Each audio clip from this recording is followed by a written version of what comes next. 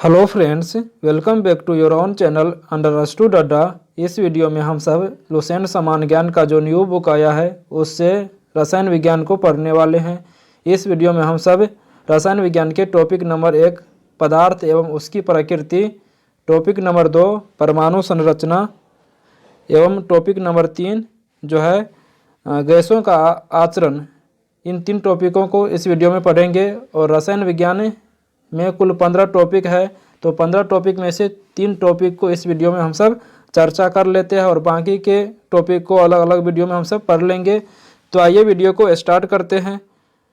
यहाँ पर लिखा है रसायन विज्ञान, तो रसायन विज्ञान के बारे में पहले जान लेते हैं। रसायन विज्ञान विज्ञान की वह शाखा है जिसके अंतर्गत पदार्थों के गुण, संगठन, संरचना तथा उनमें होने वाले परिवर्तनों का अध्ययन किया जाता है। उसके बाद केमिस्ट्री है, अर्थात रसायन विज्ञान शब्द की उत्पत्ति मिस्र के प्राचीन शब्द कीमिया से हुई है, जिसका अर्थ काला रंग। मिस्र के लोग काली मिट्टी को केमी कहते थे और प्रारंभ में रसायन विज्ञान के अध्ययन को केमिटेकिंग कहा जाता था। उसके बाद है लेवोजियर। लेवोजियर को रसायन विज्ञान का जनक कहा जाता है। और उसके बाद है पदार्थ एवं उसकी प्रकृति। यहाँ से टॉपिक स्टार्ट होता है। तो पदार्थ के बारे में सबसे पहले लिखा गया है, पदार्थ दुनिया की कोई भी वस्तु जो स्थान घेरती हो, जिसका द्रव्यमान होता हो और जो अपनी संरचना में परिवर्तन का विरोध करती हो, पदार्थ कहलाते हैं। उदाहरण के तौर पर जल, हवा, बालू आदि ये सब क्या है, पदार्थ का एग्जाम्पल है। प्रारंभ में भारतीयों और यूनानियों का अनुमान था कि प्रकृति की सारी वस्तुएं 5 तत्वों के संयोग से बनी है। ये 5 तत्व है क्षितिज, जल, पावक, गगन और समीर। उसके बाद है भारत के महान ऋषि कनाद के अनुसार सभी पदार्थ अत्यंत सूक्ष्म कणों से बने हैं, जिसे परमाणु कहा गया है। और उसके बाद है पदार्थों का वर्गीकरण। पदार्थ को 2 भागों में बांटा जा सकता है। पहला है भौतिक वर्गीकरण और दूसरा कौन सा आधार है, रासायनिक वर्गीकरण। यानी पदार्थ को 2 आधार पर बांटे जा सकते हैं, भौतिक वर्गीकरण और रासायनिक वर्गीकरण। और भौतिक वर्गीकरण के आधार पर पदार्थ 3 प्रकार के होते हैं, ठोस, द्रव एवं गैस। उसके बाद है रासायनिक वर्गीकरण के आधार पर पदार्थ को 2 भागों में बांटा गया है, शुद्ध पदार्थ और मिश्रण। तो शुद्ध पदार्थ के अंतर्गत तत्व और यौगिक आते हैं और उसके बाद मिश्रण के अंतर्गत समांग और विषमांगी मिश्रण आते हैं। तत्व के अंतर्गत धात्विक तत्व यानी और उसके बाद अधात्विक तत्व यानी धातु और अधातु तत्व के अंतर्गत आते हैं। और उसके बाद यौगिक के अंतर्गत कार्बनिक और अकार्बनिक यौगिक यानी 2 तरह की यौगिक, कार्बनिक यौगिक और अकार्बनिक यौगिक, यह सब यौगिक के अंतर्गत आते हैं। उसके बाद है ठोस पदार्थ की वह भौतिक अवस्था जिसका आकार एवं आयतन दोनों निश्चित हो, ठोस कहलाता है। जैसे लोहे की छड़, लकड़ी की कुर्सी, बर्फ का टुकड़ा आदि ये सब ठोस का एग्जाम्पल है। और उसके बाद द्रव्य पदार्थ की वह भौतिक अवस्था जिसका आकार अनिश्चित एवं आयतन निश्चित हो, द्रव कहलाता है। द्रव का क्या होता है, आकार जो होता है अनिश्चित होती है और आयतन क्या होता है, निश्चित होती है। क्योंकि द्रव को जिस पदार्थ में रखते हैं उसी पदार्थ के शेप में, जिस वस्तु में रखते हैं उसी वस्तु के शेप में आ जाते हैं, इसलिए द्रव का क्या होता है, आकार अनिश्चित होती है और आयतन क्या होता है, निश्चित होती है। जैसे अल्कोहल, पानी, तारपीन का तेल, मिट्टी का तेल आदि। उसके बाद गैस के बारे में है, पदार्थ की वह भौतिक अवस्था जिसका आकार एवं आयतन दोनों अनिश्चित हो, गैस कहलाता है, जैसे हवा, ऑक्सीजन आदि। उसके बाद है गैसों का कोई पृष्ठ नहीं होता है, इसका विसरण बहुत अधिक होता है तथा इसे आसानी से संपीड़ित यानी कि कंप्रेस किया जा सकता है। उसके बाद ताप एवं दाब में परिवर्तन करके किसी भी पदार्थ की अवस्था को बदला जा सकता है, परंतु इसके अपवाद भी है, जैसे लकड़ी, पत्थर, ये केवल ठोस अवस्था में ही पाए जाते हैं। उसके बाद है जल तीनों भौतिक अवस्था में रह सकता है। पदार्थ की तीनों भौतिक अवस्थाओं में निम्न रूप से साम्य होता है, जैसे ठोस, द्रव, गैस। ठोस को द्रव में बदल सकते हैं, द्रव को गैस में भी बदला जा सकता है और इसका उदाहरण है जल। उसके बाद कुछ पदार्थ गर्म करने पर सीधे ठोस रूप से गैस बन जाते हैं, इसे ऊर्ध्वपातन कहते हैं। जैसे आयोडीन, कपूर आदि। पदार्थ की 4थी अवस्था प्लाज्मा व 5वीं अवस्था कौन होती है, बोस आइंस्टाइन कंडेंसेट होती है। उसके बाद तत्व के बारे में है, तत्व वह शुद्ध पदार्थ है जिसे किसी भी भौतिक एवं रासायनिक विधियों से न तो 2 या 2 से अधिक पदार्थों में विभाजित किया जा सकता है और न ही अन्य सरल पदार्थों के योग से बनाया जा सकता है, जैसे सोना, चांदी, ऑक्सीजन आदि। उसके बाद है अभी तक लगभग 118 तत्व ज्ञात है, जिनमें केवल 92 प्रकृति में पाए जाते हैं। और खोजा गया अंतिम तत्व जो है ना अनुसेप्टियम है। खोजा गया अंतिम तत्व कौन सा है? अनुसेप्टियम। उसके बाद है जीवित मानव शरीर में सबसे कम मात्रा में पाए जाने वाला तत्व मैग्नीज है एवं सबसे अधिक मात्रा में पाया जाने वाला तत्व कैल्शियम है। उसके बाद इधर एक चार्ट में पृथ्वी पर पाए जाने वाले प्रमुख तत्व एवं उनका प्रतिशत दिया गया, उसको देख लेते हैं। और यहाँ से एग्जाम में प्रश्न आते ही रहते हैं। तो ऑक्सीजन है भूपट्टी में कितना? 46% ऑक्सीजन है, यानी भूपट्टी में सबसे ज़्यादा मात्रा में कौन सा तत्व पाए जाते हैं? तो ऑक्सीजन हो जाएगा। और उसके बाद सिलिकॉन है, और उसके बाद एल्युमिनियम है। भूपट्टी में सबसे ज़्यादा मात्रा में पाए जाने वाले धातु पूछेगा तो एल्युमिनियम हो जाएगा। एल्युमिनियम के बाद उसके बाद लोहा है, कैल्शियम है, सोडियम है, पोटेशियम, मैग्नीशियम, टाइटेनियम, हाइड्रोजन। उसके बाद कुल मिलाकर प्रथम 10 तत्व जो है 99.14% है, यानी कि कुल 10 तत्व ही भूपट्टी में 99.14% के रूप में पाए जाते हैं। और उसके बाद जीवित मानव शरीर में सबसे कम मात्रा में पाया जाने वाला तत्व मैग्नीज एवं सबसे अधिक मात्रा में पाया जाने वाला तत्व कैल्शियम है, इसको पढ़ लिए थे। उसके बाद यौगिक के बारे में है, वह शुद्ध पदार्थ जो रासायनिक रूप से 2 या 2 से अधिक तत्वों के एक निश्चित अनुपात में रासायनिक संयोग से बने हैं, यौगिक कहलाते हैं। यौगिक के गुण उनके अवयवी तत्वों के गुण से भिन्न होता है। जैसे जल ऑक्सीजन एवं हाइड्रोजन से मिलकर बनता है।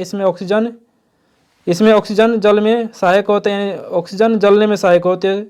क्या लिखा है इसमें? ऑक्सीजन जो होती है यानी कि जल ऑक्सीजन और हाइड्रोजन से मिलकर बनते हैं, और ऑक्सीजन जलने में सहायक होती है, यानी कोई पदार्थ ऑक्सीजन की उपस्थिति में ही जल पाते हैं। और हाइड्रोजन खुद जलता है, लेकिन इन दोनों का यौगिक जल आग को क्या करते हैं? बुझा देते हैं। यानी यौगिक जिन अवयवी पदार्थों से बनते हैं, यौगिक का गुण अवयवी पदार्थों के गुण से बिल्कुल अलग हो सकते हैं। उसके बाद है मानव शरीर के यौगिक का क्रम। तो मानव शरीर में सबसे ज़्यादा जल होती है, उसके बाद प्रोटीन होती है, उसके बाद वसा होती है, और उसके बाद क्या होती है? कार्बोहाइड्रेट होती है। और प्रश्न यह पूछा जाएगा कि मानव शरीर में कौन सा यौगिक सबसे अधिक मात्रा में होती है? तो जल हो जाएगा।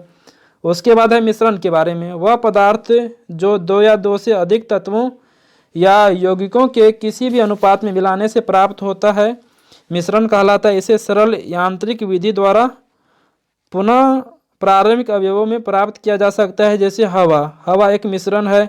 उसके बाद समांग मिश्रण के बारे में है, क्योंकि मिश्रण को 2 भागों में बांटे थे। कौन कौन मिश्रण? समांग मिश्रण और विषमांग मिश्रण।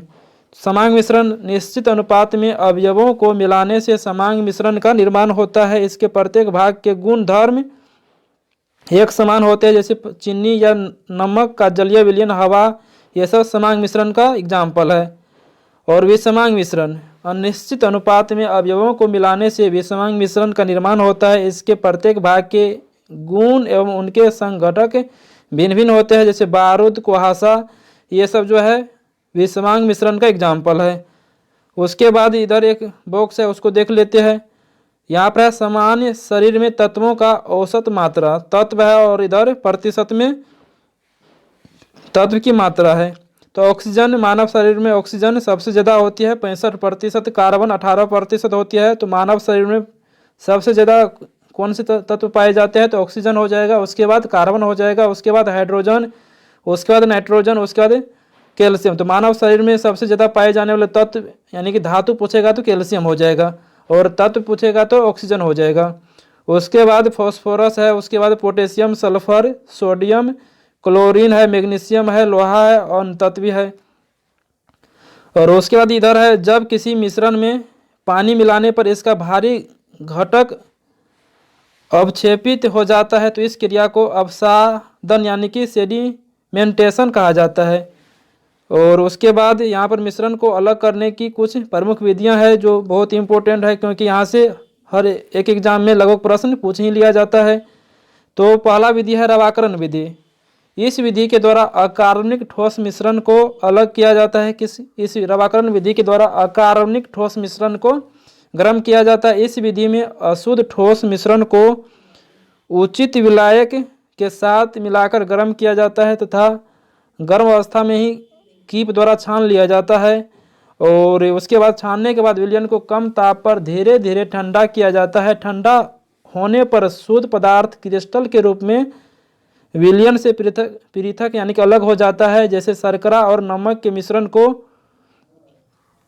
इथाइल अल्कोहल में 348 केल्विन ताप पर गर्म कर इस विधि द्वारा अलग किया जाता है। तो इसमें इंपॉर्टेंट है, शर्करा और नमक के मिश्रण को किस विधि के द्वारा अलग किया जाता है? तो रवाकरण विधि के द्वारा। और उसके बाद आसवन विधि है, जब दो द्रवों के क्वथनांकों में अंतर अधिक हो, यानी कि जब दो द्रव के क्वथनांक में अंतर अधिक होती है तो उसके मिश्रण को आसवन विधि से पृथक यानी कि अलग किया जाता है। अर्थात यह द्रवों के मिश्रण को अलग करने की एक विधि है। और आसवन विधि द्रवों यानी कि दो द्रव को अलग करने की एक विधि है, आसवन विधि। और किस प्रकार के द्रव को आसवन विधि से अलग कर सकती है? जब उनके क्वथनांक में अधिक अंतर हो। अर्थात यह द्रवों के मिश्रण को अलग करने की विधि है। इसका प्रथम भाग वाष्पीकरण एवं दूसरा भाग संघनन कहलाता है। इसमें दो प्रोसेस से गुजारा जाता है। प्रथम प्रोसेस है वाष्पीकरण और दूसरा भाग है संघनन। तो प्रश्न आएगा, यानी कि जब दो द्रव्यों के क्वथनांकों में अंतर अधिक हो तो उसको किस विधि से अलग करते हैं? तो आसवन विधि से। और उसके बाद ऊर्ध्वपातन विधि, इस विधि द्वारा दो ऐसे ठोस के मिश्रण को अलग करते हैं जिसमें एक ठोस ऊर्ध्वपातित हो, दूसरा नहीं। इस विधि से कर्पूर, नेफ्थलीन, अमोनियम क्लोराइड, एंथ्रासिन आदि को अलग करते हैं। तो ऊर्ध्वपातन कौन कौन पदार्थ ऊर्ध्वपातन की एग्जाम्पल है, यह भी इम्पोर्टेंट है और यहाँ से भी प्रश्न पूछ लिए जाते हैं। तो नेफ्थलीन हो जाएगा, अमोनियम क्लोराइड हो जाएगा, एंथ्रासिन हो जाएगा, यह सब ऊर्ध्वपातन पदार्थ के एग्जाम्पल है। और उसका कुछ ऊर्ध्वपातित पदार्थ है, कपूर, आयोडीन, गंधक, नौसादर जिसको अमोनियम क्लोराइड भी कहा जाता है, एंथ्रासिन, बेंजोइक अम्ल, नेफ्थलीन और आयोडोफॉर्म, यह सभी ऊर्ध्वपातित पदार्थ के एग्जाम्पल है। उसके बाद आंशिक आसवन, इससे पहले किसके बारे में पढ़े? तो आसवन विधि के बारे में पढ़े थे। यहाँ पर जब द्रव के क्वथनांक में अधिक अंतर हो तो उसको आसवन विधि से अलग करते हैं।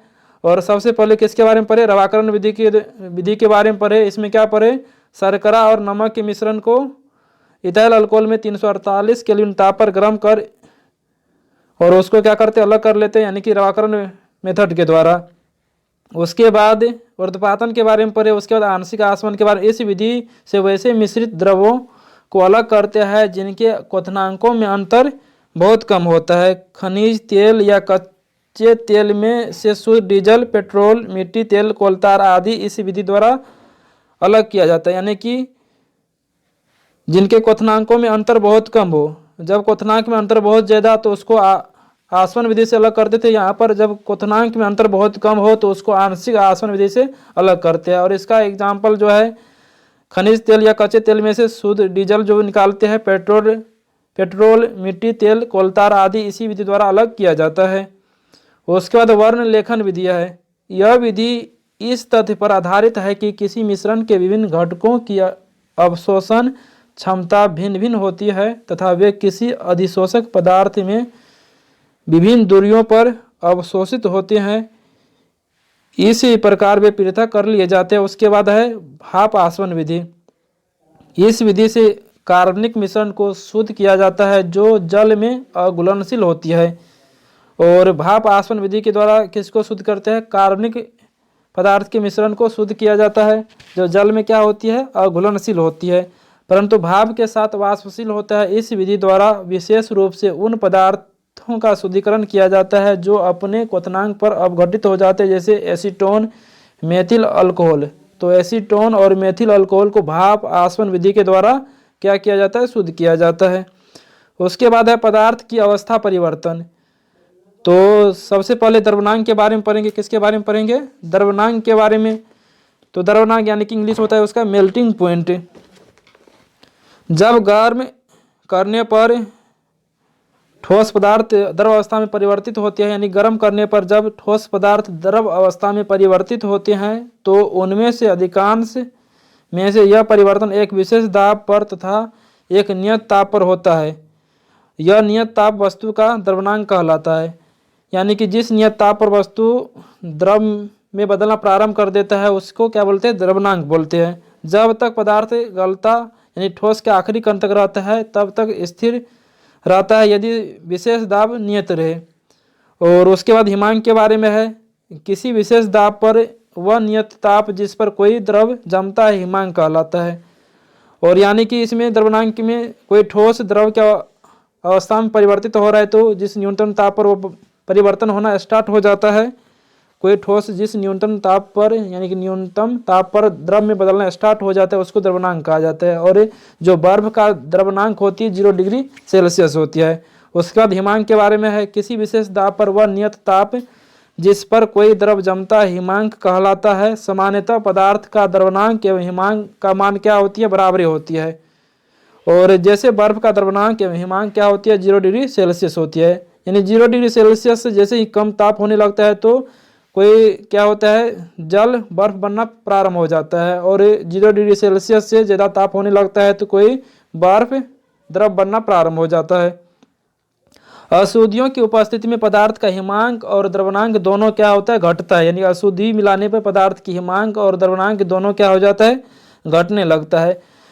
द्रवणांक पर दाब का प्रभाव, उन पदार्थों के द्रवणांक दाब बढ़ाने से बढ़ जाता है जिनका आयतन गलने पर बढ़ जाता है। यानी कि जो गलने पर बढ़ता है तो उन पदार्थों के द्रवणांक दाब बढ़ने से क्या हो जाता है? बढ़ जाता है। जैसे मोम और तांबा ये सब पदार्थ पिघलता है तो मात्रा में क्या हो जाती है? बढ़ जाती है।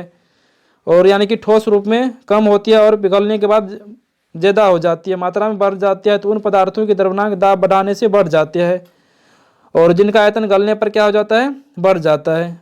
तो उसके बाद उन पदार्थों के द्रवणांक दाब बढ़ाने से घट जाता है जिनका आयतन गलने पर क्या होता है? घट जाता है। जैसे बर्फ, ढलवा लोहा आदि। यानी कि ये पदार्थ ठोस रूप में ज़्यादा मात्रा में होती है और द्रव रूप में आने पर कम मात्रा में हो जाती है। इसीलिए बर्फ यानी कि जो ठंडा के समय जो होता है पाइप फट जाता है, क्योंकि पानी बर्फ के रूप में आ जाता है और बर्फ रूप में आने पर उसकी मात्रा क्या हो जाती है? आयतन बढ़ जाता है।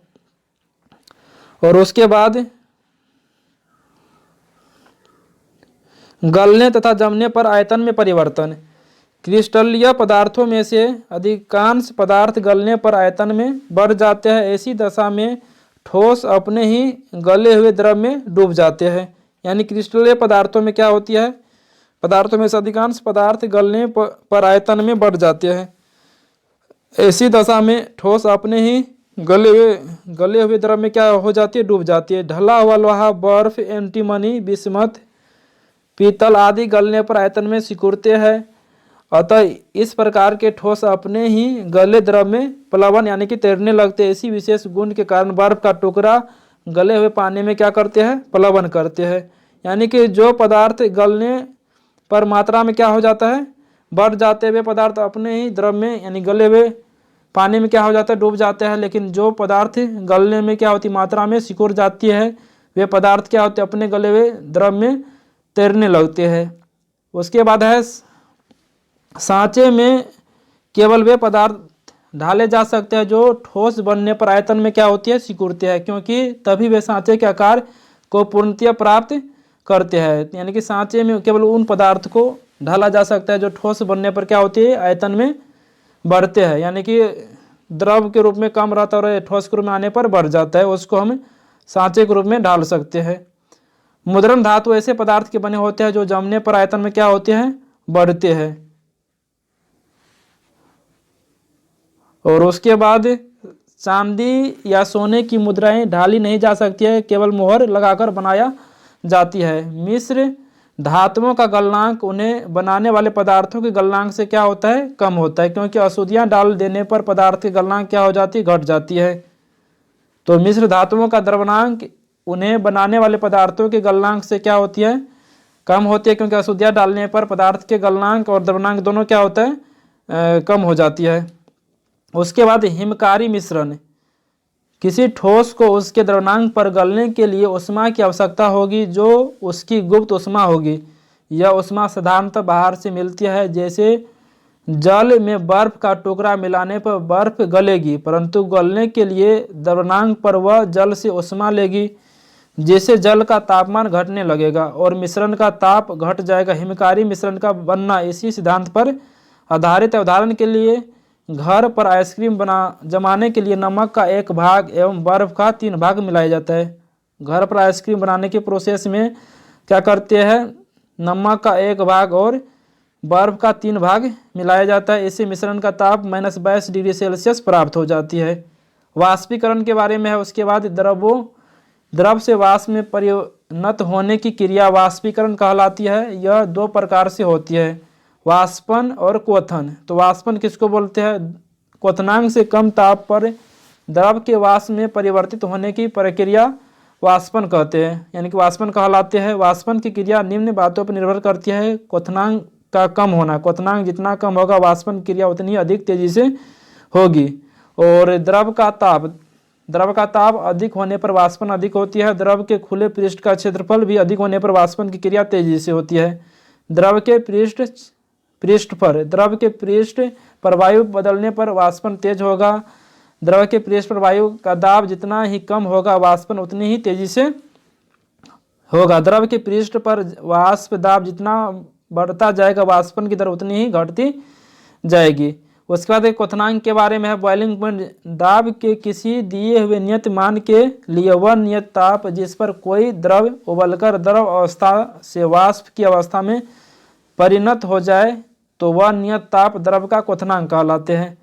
दाब बढ़ाने से द्रव का क्वथनांक क्या होता है, बढ़ जाता है, और दाब घटाने से द्रव का क्वथनांक भी घट जाती है। घुलनशील अशुद्धियां मिलाने पर द्रव का क्वथनांक भी क्या हो जाता है, बढ़ जाता है। विभिन्न द्रव का क्वथनांक है, द्रव है और क्वथनांक है। जल का क्वथनांक 100 डिग्री सेल्सियस होती है। इथेनॉल का क्वथनांक 78.3 डिग्री सेल्सियस होती है। क्लोरोफॉर्म का क्वथनांक 62 डिग्री सेल्सियस और एसीटोन का क्वथनांक जो होती है 46 डिग्री सेल्सियस होती है। और उसके बाद यहाँ पर है दूसरा टॉपिक स्टार्ट हो जाता है परमाणु संरचना के बारे में। तो परमाणु संरचना, परमाणु के बारे में सबसे पहले जान लेते हैं। परमाणु तत्व का वह छोटा से छोटा कण है जो किसी भी रासायनिक अभिक्रिया में भाग ले सकता है, यानी कि रासायनिक अभिक्रिया में परमाणु भाग लेते हैं परंतु स्वतंत्र अवस्था में नहीं रह सकता है। परमाणु विद्युत उदासीन होती है क्योंकि उसमें इलेक्ट्रॉन और प्रोटॉन की संख्या बराबर होती है, और इलेक्ट्रॉन ऋणात्मक होती है और प्रोटॉन क्या होती है, धनात्मक होती है। इसलिए परमाणु क्या होती है, विद्युत उदासीन होती है। और अणु के बारे में है। तत्व तथा यौगिक का वह छोटा से छोटा कण जो स्वतंत्र अवस्था में रह सकता है अणु कहलाता है। और यानी कि यौगिक का सूक्ष्मतम कण अणु कहलाता है और तत्व का सूक्ष्मतम कण परमाणु कहलाते हैं। और परमाणु भार के बारे में है। किसी तत्व का परमाणु भार वह संख्या है जो यह प्रदर्शित करता है कि तत्व का एक परमाणु कार्बन 12 के परमाणु के 1/12 भाग द्रव्यमान अथवा हाइड्रोजन के 1.008 भाग द्रव्यमान से कितना गुना भारी है। उसके बाद अनुभार के बारे में है। किसी पदार्थ का अनुभार वह संख्या है जो यह प्रदर्शित करती है कि उस पदार्थ का एक अणु कार्बन 12 के परमाणु के 1/12 भाग से कितना गुना भारी है। तो उसके बाद आधुनिक परमाणु सिद्धांत का जनक जॉन डाल्टन को माना जाता है। और डाल्टन के परमाणु सिद्धांत के अनुसार परमाणु यौगिकों को बनाने के लिए लघु पूर्ण संख्याओं के अनुपात में क्या होती है, संयोजित होती है। उसके बाद है मोल धारणा के बारे में। एक मोल किसी भी निश्चित सूत्र वाले पदार्थ की वह राशि है जिसमें इस पदार्थ के इकाई सूत्र की संख्या उतनी ही है जितनी शुद्ध कार्बन 12 आइसोटोप के ठीक 12 ग्राम में परमाणुओं की संख्या होती है। मोल की इकाई, मोल का मान जो होती है 6.022 गुना 10⁻23 होती है। और कार्बन 12 ग्राम या 1 मोल में 6.022 गुना 10⁻23 परमाणु है। 6.022 गुना 10⁻23 को अवोगाड्रो संख्या भी कहा जाता है और इसको यानी से सूचित किया जाता है। और उसके बाद है मोल संख्या एवं द्रव्यमान दोनों का प्रतीक है। मोल संख्या एवं द्रव्यमान दोनों का प्रतीक है, यानी मोल जो है संख्या का भी प्रतीक है और द्रव्यमान दोनों का प्रतीक है। सन 1967 ईस्वी में मोल को इकाई के रूप में स्वीकार किया गया। और उसके बाद 20वीं शताब्दी में आधुनिक खोजों के परिणाम स्वरूप जे थॉमसन, रदरफोर्ड, चैडविक आदि वैज्ञानिकों ने यह सिद्ध कर दिया कि परमाणु विभाज्य है तथा मुख्यतः 3 मूल कणों से मिलकर बने होती है, जिन्हें इलेक्ट्रॉन, प्रोटॉन और न्यूट्रॉन कहते हैं। उसके बाद यहाँ पर प्रमुख मूल कणों के अभिलक्षण के बारे में है। मूल कण इलेक्ट्रॉन है और प्रतीक क्या होती है इलेक्ट्रॉन का, तो -1 e⁻0 होती है और आवेश जो होती है -1 होती है। द्रव्यमान 9.1 × 10⁻−28 ग्राम और केजी में पूछेगा तो 10⁻−31 केजी हो जाएगा। और उसके बाद द्रव्यमान कितना होती है AMU में, यानी कि एटॉमिक मास यूनिट 0.000548 होती है। उसके बाद खोजकर्ता जे थॉमसन, और कितने ईस्वी में खोज किए थे, 1869 ईस्वी में खोज किए थे। और उसके बाद प्रोटॉन तो 1p1, इसका प्रतीक है आवेश +1 होती है और इसका जो द्रव्यमान होती है 1.672, यहाँ तक याद रखना है उसको, गुना 10⁻−24 ग्राम और केजी में 10⁻−27 केजी हो जाएगा। और द्रव्यमान और AMU में कितना होता है 1.0073335। और खोजकर्ता गोल्डस्टीन कितने ईस्वी में खोज किए थे, 1886 ईस्वी में। उसके बाद न्यूट्रॉन 0 या नॉन होती है इसका प्रतीक, और आवेश 0 होती है और द्रव्यमान कितना 1.674 × 10⁻−24 ग्राम होती है केजी में, तो यहाँ पर 10⁻−27 केजी हो जाएगा। और सबसे ज़्यादा द्रव्यमान किसका होती है, तो न्यूट्रॉन की होती है। और द्रव्यमान AMU में कितना हो जाएगा 1.008724 हो जाएगा। और खोजकर्ता चैडविक हो जाएगा। और कितने ईस्वी में खोज किए थे, 1932 ईस्वी में। और इसका एक ट्रिक है ईंट पर नाच, ईंट पर नाच, यानी कि ईंट से इलेक्ट्रॉन और T से यहाँ पर थॉमसन हो जाएगा, प्रोटॉन रदरफोर्ड हो जाएगा। और प्रोटॉन की खोज रदरफोर्ड को भी लिया जाता है कभी कभी आंसर। उसके बाद गोल्डस्टीन को भी याद रखना है अपना सब। और उसके बाद न्यूट्रॉन का क्या हो जाएगा, तो चैडविक हो जाएगा। और उसके बाद यहाँ पर सबसे पहले इलेक्ट्रॉन के आवेश का सफलतापूर्वक निर्धारण मिलिकन ने किया, और तेल बूंद प्रयोग विधि के द्वारा। इलेक्ट्रॉन की तरंग प्रकृति की खोज डी ब्रोगली ने की थी। और यह सब इम्पोर्टेंट है, सब को याद रखिए। और उसके बाद पॉजिट्रॉन की खोज एंडरसन ने की थी। भारतीय वैज्ञानिक सत्येंद्र नाथ बसु के नाम पर विशिष्ट मूल कण बोसोन का नाम रखा गया है। उसके बाद लगभग द्रव्यमानहीन एवं आवेशहीन कण न्यूट्रिनो की खोज पोली ने 1930 ईस्वी में किया था। इसमें प्रचक्रण होता है, यानी कि किसमें प्रचक्रण पाए जाते हैं, तो न्यूट्रिनो में प्रचक्रण पाई जाती है। डाल्टन का परमाणु सिद्धांत, इसके अनुसार परमाणु अविभाज्य है। तो डाल्टन के परमाणु सिद्धांत से प्रश्न यह आता है कि इनमें से कौन सा कथन डाल्टन के परमाणु सिद्धांत को फुलफिल नहीं करता है, यानी कि पालन नहीं करता है। तो इसके सिद्धांत को अच्छा से देख लीजिए। इसके अनुसार परमाणु क्या होती है, अविभाज्य होती है। भिन्न भिन्न तत्वों में भिन्न भिन्न द्रव्यमान एवं रासायनिक गुण होते हैं।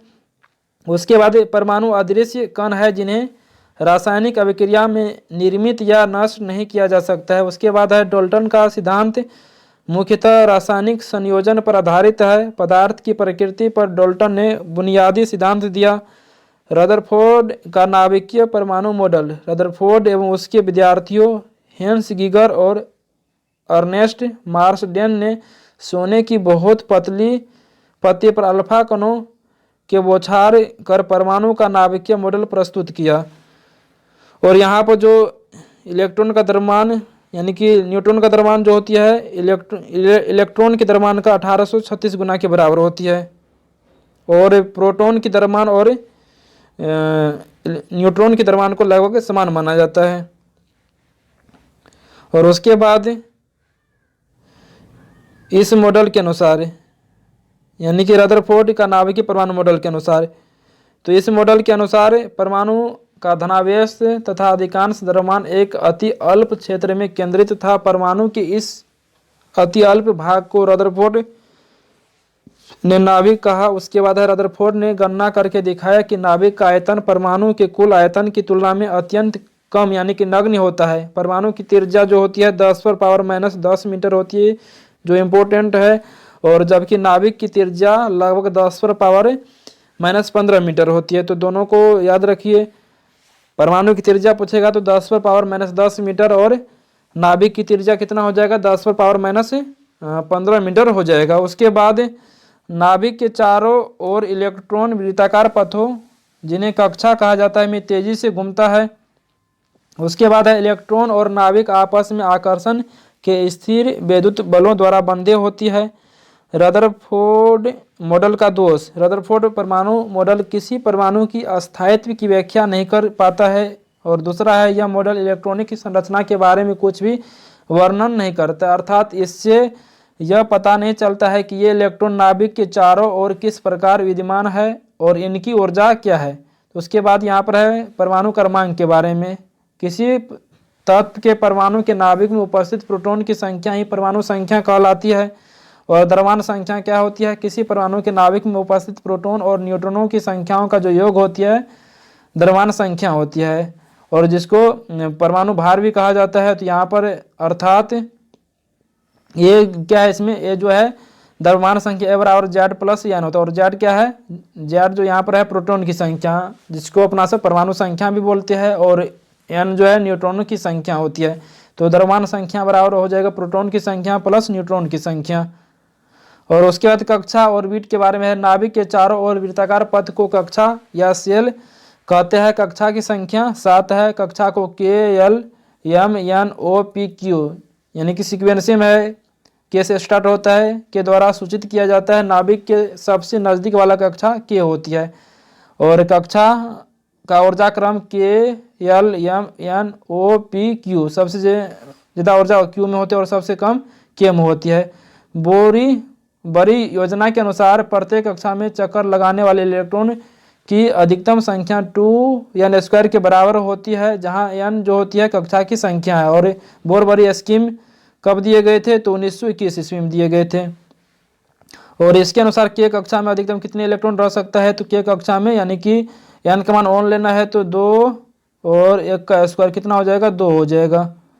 और L कक्षा में तो दूसरा कक्षा है तो n का मान कितना लेंगे, 2, तो 2 × 2 का स्क्वायर कितना हो जाएगा, 4, 4 दूनी 8 हो जाएगा। और उसके बाद n का मान 3 लेंगे, 3 का स्क्वायर 9 दूनी 18। तीसरा कक्षा यानी कि m कक्षा में अधिकतम 18 इलेक्ट्रॉन रह सकते हैं। और उसके बाद यहाँ पे यदि इलेक्ट्रॉन अपनी निश्चित कक्षा में रहकर नाभिक के चारों ओर चक्कर लगा रहा हो तो उसकी ऊर्जा में कोई परिवर्तन नहीं होता है। पर यदि इलेक्ट्रॉन अपनी कक्षा से दूर वाली कक्षा में जाना चाहता है तो ऊर्जा ग्रहण करेगी।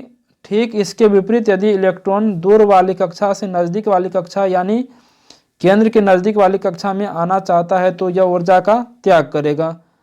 और उसके बाद यहाँ पर है उपकक्षा के बारे में। प्रत्येक कक्षा के कई उपकक्षाएं होती है यानी कि सबसेल होती है, जिन्हें SP, DF आदि अक्षरों से निरूपित करते हैं।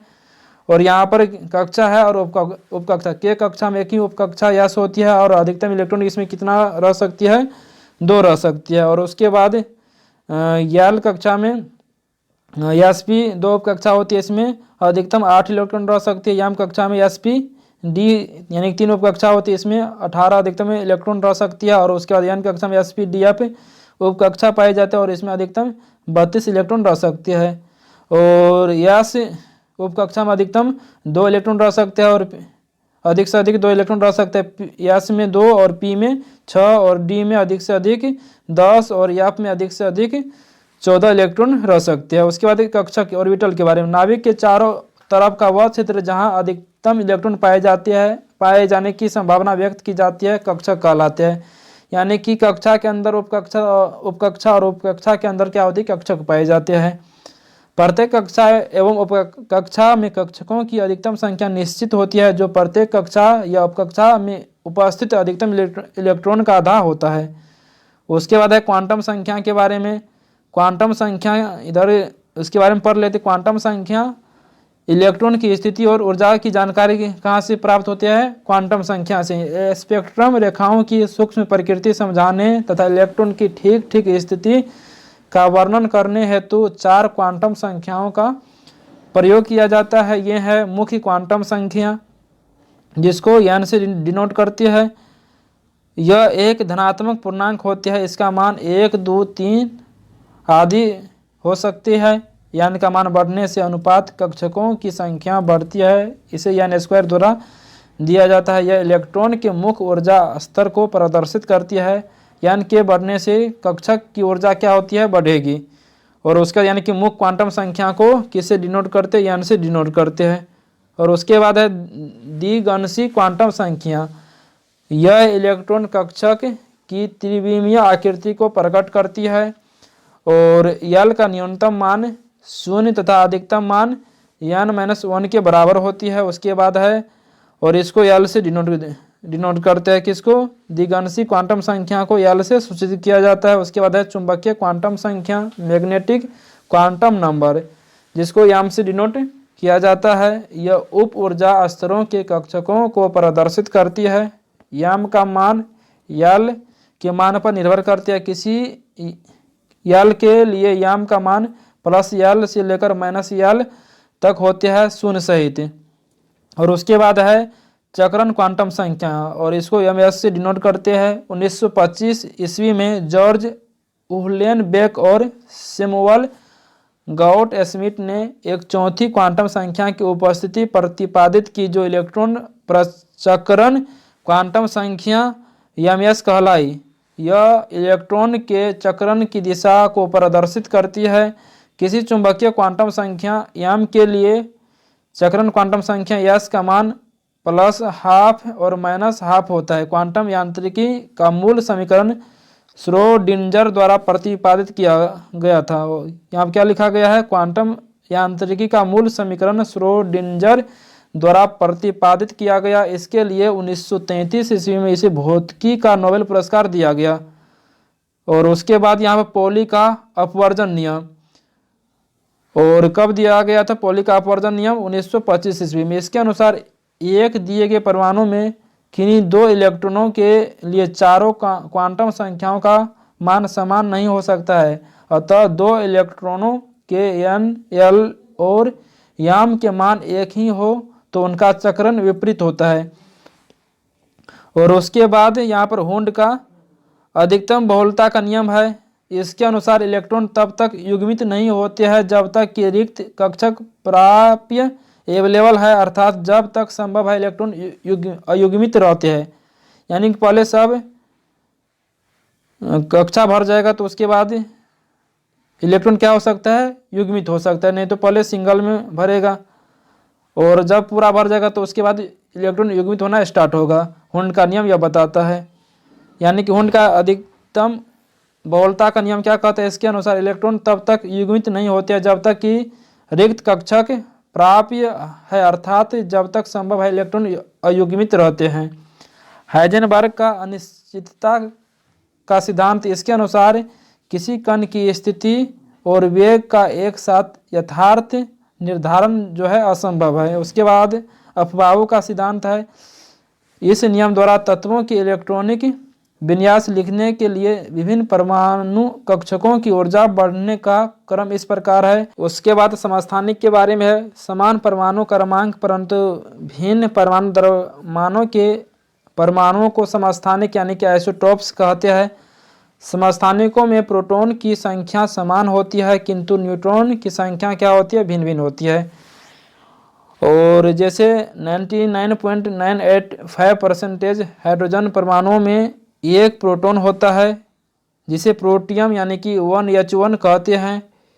और शेष हाइड्रोजन परमाणु में 2 समस्थानिक होते हैं, ड्यूटेरियम जिसमें एक प्रोटॉन एवं एक न्यूट्रॉन होती है, और ट्राइटियम जिसमें एक प्रोटॉन और न्यूट्रॉन 2 न्यूट्रॉन होती है। यानी कि ट्राइटियम की परमाणु भार 3 हो जाएगा, ड्यूटेरियम का परमाणु भार 2 होती है, और प्रोटियम का परमाणु भार कितना होता है, 1 ही होता है, क्योंकि इसमें सिर्फ एक क्या होती है, प्रोटॉन होती है, इसमें न्यूट्रॉन नहीं होती है। तो प्रश्न यह पूछता है कि हाइड्रोजन के किस समस्थानिक में न्यूट्रॉन नहीं होती है, तो प्रोटियम हो जाएगा। किस में एक न्यूट्रॉन होती है तो ड्यूटेरियम हो जाएगा। किस में 2 न्यूट्रॉन होती है तो ट्राइटियम हो जाएगा। और उसके बाद है यहाँ पर कुछ प्रमुख समस्थानिक एवं उनका उपयोग जो बहुत इंपॉर्टेंट है, इसको अच्छा से देख लीजिए। यूरेनियम 235 का उपयोग चट्टान की आयु ज्ञात करने में किया जाता है। सोडियम 24 का उपयोग रक्त के थक्के का पता लगाने में किया जाता है। और उसके बाद कोबाल्ट 60 का उपयोग रक्त कैंसर को नियंत्रित करने में किया जाता है। आर्सेनिक 74 का उपयोग ट्यूमर का पता लगाने में किया जाता है। आयोडीन 131 का उपयोग थायराइड ग्रंथि के उपचार में किया जाता है। फास्फोरस 32 का उपयोग ल्यूकीमिया के उपचार में फास्फोरस 32 का उपयोग किया जाता है। और उसके बाद लोहा 59 का उपयोग अरक्ता का रोग पता लगाने में लोहा 59 का प्रयोग किया जाता है। उसके बाद है सबसे अधिक समस्थानिकों वाला तत्व पोलोनियम है, और इसको याद रखिए। और समभारिक के बारे में यानी कि आइसोबार्स, समान परमाणु द्रव्यमान परंतु भिन्न परमाणु क्रमांक के परमाणु को समभारिक कहते हैं। और जैसे आर्गन 1840 और पोटेशियम के 1940, और उसके बाद यहाँ पर कैल्शियम 2040, क्योंकि सबका यहाँ पर भार समान और परमाणु संख्या अलग अलग है, इसीलिए इसको समभारिक कहा जाता है। सम न्यूट्रॉनिक में क्या होता है, जिन परमाणु में न्यूट्रॉन की संख्या समान होती है उन्हें सम न्यूट्रॉनिक कहते हैं। और जैसे यहाँ पर हाइड्रोजन 1H3, हीलियम 2He4, यहाँ पर इसमें यह ट्राइटियम यानी कि हाइड्रोजन की तीसरा जो समस्थानिक है ट्राइटियम, उसमें भी न्यूट्रॉन की संख्या 2 होती है, और हीलियम में भी न्यूट्रॉन की संख्या 2 हो जाती है। यहाँ पर न्यूट्रॉन की संख्या समान है। सम इलेक्ट्रॉनिक, जिन आयनों और परमाणुओं के इलेक्ट्रॉनिक विन्यास समान होते हैं उन्हें सम इलेक्ट्रॉनिक कहते हैं। सम इलेक्ट्रॉनिक परमाणुओं और आयनों में इलेक्ट्रॉन की संख्या समान होती है, जैसे नियोन और उसके बाद सोडियम प्लस। इसका मतलब क्या होता है, इसमें से एक इलेक्ट्रॉन निकल चुका है, यानी कि इसमें इलेक्ट्रॉन की संख्या समान है। और नियोन में 10 इलेक्ट्रॉन होती है, और सोडियम प्लस में भी 10 इलेक्ट्रॉन है। मैग्नीशियम प्लस प्लस और एल्युमिनियम प्लस प्लस प्लस सम इलेक्ट्रॉनिक है। और गैसों का आचरण, तो तीसरा टॉपिक है गैसों का आचरण। बॉयल का नियम जो बहुत ही इंपॉर्टेंट है, यहाँ से हर एक एग्जाम में प्रश्न आते ही रहते हैं। बॉयल का नियम, चार्ल्स का नियम और दाब का नियम, और एवोगाड्रो के नियम से। तो बॉयल का नियम है स्थिर ताप पर गैस का आयतन की, यानी कि इस स्थिर ताप पर गैस की नियत मात्रा का आयतन उसके दाब का क्या होता है, व्युत्क्रमानुपाती होती है, यानी कि भी जो होती है दाब के क्या होती है, व्युत्क्रमानुपाती होती है। और ताप इसमें क्या होती है, स्थिर होती है, इसको भी याद रखना। और उसके बाद है चार्ल्स का नियम, स्थिर दाब पर। चार्ल्स के नियम में क्या होती है, यानी एक तरफ से ये नियम है BCD, इंग्लिश का जो लेटर है सिक्वेंसियम है BCD। बी मतलब बॉयल्स का नियम, और सी मतलब चार्ल्स का नियम, और डी मतलब क्या होती है, दाब का नियम। तो बॉयल्स के नियम में ताप स्थिर था, चार्ल्स के नियम में दाब को स्थिर कर देते हैं। तो स्थिर दाब पर किसी गैस की नियत मात्रा का आयतन उसके परम ताप का क्या होती है, सीधा समानुपाती होती है, यानी कि इसमें जो आयतन है स्थिर दाब पर उसके ताप के क्या होती है, समानुपाती होती है। और उसके बाद है परम शून्य ताप। सैद्धांतिक रूप से न्यूनतम संभव तापमान -273 डिग्री सेल्सियस को परम शून्य ताप कहते हैं। इस ताप पर सभी गैसों का आयतन क्या होती है, शून्य हो जाता है। एवोगाड्रो का नियम है समान ताप एवं दाब पर सभी गैसों के समान आयतन में अणुओं की संख्या क्या होती है, समान होती है। और उसके बाद कितना अणुओं की संख्या होती है, तो 6.022 गुना 10 कितना होता है, 23 होती है। और उसके बाद यहाँ पर समान ताप व दाब पर विभिन्न गैसों के 1 ग्राम अणु का आयतन 22.4 लीटर होता है। और इस 22.4 लीटर में 6.022 गुना 10⁻23 अणु होती है। आदर्श गैस की ऊर्जा मोल की संख्या पर निर्भर करती है। उसके बाद अवस्था समीकरण में PV बराबर nRT होते, जहाँ R जो 1 मोलर गैस स्थिरांक है, और उसके बाद PV बराबर RT का मान 1 मोल गैस के लिए, और गैस के लिए n का मान कितना होती है, 1 मोल होती है। तो गैसों का विसरण घनत्व में अंतर रहते हुए पृथ्वी के गुरुत्वाकर्षण के विरुद्ध गैसों के आपस में मिलने जुलने की स्वाभाविक प्रक्रिया विसरण कहलाती है। उसके बाद है ग्राहम का गैसीय विसरण नियम। नियत ताप एवं दाब पर गैसों की विसरण की आपेक्षिक गतियाँ उसके घनत्वों अथवा अनुभार के वर्गमूल के व्युत्क्रमानुपाती होती है। तो इसको एक बार आप सब पढ़ लीजिएगा। और उसके बाद यहाँ पर है हाइड्रोजन गैस की विसरण की गति ऑक्सीजन गैस की विसरण की गति से 4 गुनी अधिक होती है, और इसको याद रखिएगा। और यहाँ पे इसमें दाब का नियम नहीं है, तो दाब का नियम को अलग से हम लिख दिए हैं। तो यहाँ पर दाब का नियम है स्थिर आयतन पर किसी गैस का जो दाब होती है उसके ताप के क्या होती है, समानुपाती होती है। इसको दाब का नियम कहा जाता है।